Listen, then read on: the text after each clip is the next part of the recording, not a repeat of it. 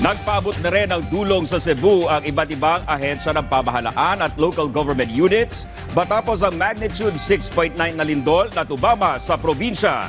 Yan ang ulat ni Noel Talakay. Iba't ibang ahensya ng pamahalaan at LGUs ang nagpaabot ng tulong sa Cebu matapos ang magnitude 6.9 na lindol. Una rito, si DSWD Secretary Rex Gatchalian na personal na nagtungo sa lungsod ng Bogo ngayong Miyerkules para personal na suriin ang sitwasyon at lawak ng pinsala ng lindol. Titiyakin ng DSWD na ang mga naapektuhang pamilya ay kaagad na mabibigyan ng kinakailangang tulong at suporta.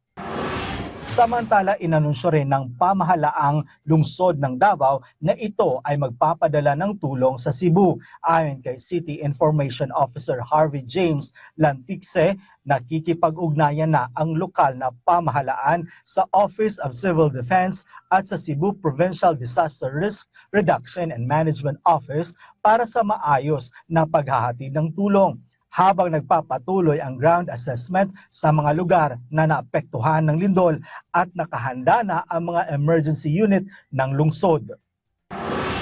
Patungo na sa Cebu ang barkong BRP Teresa Magbanwa ng Philippine Coast Guard, sakay ang 10 medical teams na binubuo ng mga doktor, nurse at iba pang medical personnel upang magbigay ng agarang tulong sa mga nasalanta ng magnitude 6.9 na lindol na tumama kagabi September 30. Kabilang sa kargamento ng naturang barko ang iba't ibang medical supplies gaya ng stretchers, oxygen tanks at iba pang kagamitang medikal.